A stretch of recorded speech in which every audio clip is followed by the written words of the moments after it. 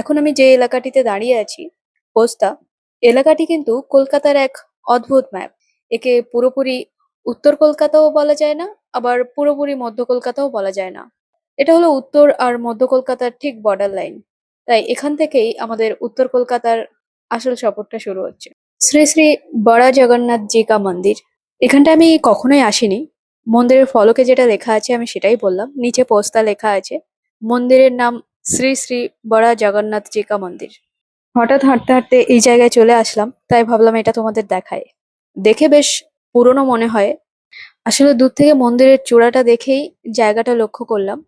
এটি উত্তর কলকাতার ঘনবসতিপূর্ণ ঐতিহাসিক বাণিজ্যিক গলিগুলোর মাঝে অবস্থিত একটি ঐতিহ্যবাহী পুরনো পাড়ার মন্দির। তোমরা যারা এই মন্দিরটার ব্যাপারে আরো জানো তারা কমেন্টে জানাতে পারো।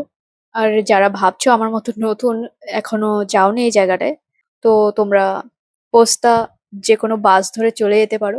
পোস্তা জায়গাটা অনেকটাই বিখ্যাত, জানো, একটা বাণিজ্যিক কেন্দ্র। এখানে হোলসেল মশলা বিক্রির জন্য বিখ্যাত। ইজিলি পোস্তার যে কোনো বাস পেয়ে যাবে। যারা পোস্তা এরিয়ায় থাকো না, তারা যে কোনো বাস ধরে নেবে পোস্তার যাওয়ার।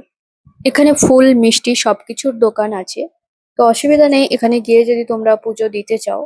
আমি ঠিক বিকেল ৩টে বা ৪টের দিকে গিয়েছিলাম, তখন খোলা ছিল। তো তোমরা সকালেও যেতে পারো, আর বিকেলেও যেতে পারো। পোস্তা থেকে বেরিয়েই চলে এলাম রবীন্দ্র সরণি বা চিৎপুর রোডে।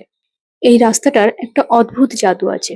এখানে আজও ডাইস কাটিং মেশিনের খটখট শব্দ, আর লাল রঙের ঐতিহাসিক বিল্ডিং গুলো আপনাকে লর্ড কার্জনের আমলের কলকাতায় ফিরিয়ে আনবে। চলুন আজ আপনাদের দেখাই এই রাস্তার বিখ্যাত ডায়মন্ড লাইব্রেরি। ডায়মন্ড লাইব্রেরি হলো উত্তর কলকাতার চিৎপুর গড়ানহাটা অর্থাৎ রবীন্দ্র সরণি অঞ্চলের অত্যন্ত প্রাচীন এবং ঐতিহাসিক একটি প্রকাশনা সংস্থা ও বইয়ের দোকান। নাম লাইব্রেরি হলেও এটি মূলত একটি হেরিটেজ বুক স্টোর। এটি বাংলা ১২৮৪ সন অর্থাৎ ১৮৭৭ সালে প্রতিষ্ঠিত হয়। শীল পরিবার এবং তার পূর্বপুরুষ দ্বারা পরিচালিত এই দোকানটি প্রায় ১৫০ বছর ধরে উত্তর কলকাতার সংস্কৃতির অন্যতম সাক্ষী হিসাবে দাঁড়িয়ে রয়েছে। ডায়মন্ড লাইব্রেরির ঠিক পাশেই এই Radha Gobinda dies cutting centre রয়েছে। এটি মূলত একটি কমার্শিয়াল ডাইস কাটিং বা বোর্ড কাটিং সেন্টার। এই রাধা গোবিন্দ ডাইস কাটিং সেন্টারটির মতো ছোট ছোট কারখানাগুলোই যাত্রাপালার বড় বড় কাট আউট তৈরি করে। এই এরিয়াতে আসলে প্রচুর যাত্রাপালার পোস্টার দেখতে পাবেন, কাট আউট দেখতে পাবেন। আমার মনে হয় এই এরিয়াতে প্রচুর যাত্রাপালার কাট আউট তৈরি হয়। রবীন্দ্র সরণির ১৫০ বছরের পুরনো ডায়মন্ড লাইব্রেরি আর যাত্রাপাড়ার রঙিন দুনিয়া তো দেখা হলো, কিন্তু আপনি কি জানেন এই পথেই লুকিয়ে রয়েছে বাঙালির সব থেকে বড় আবেগের এক ইতিহাস? রবীন্দ্র সরণি থেকে মাত্র কয়েক কদম দূরে এই আহেরিটোলা স্ট্রিটের ৫১ নম্বর বাড়িতেই জন্মেছিলেন বাঙালির চিরকালের ম্যাটিনে আইডল মহানায়ক উত্তম কুমার।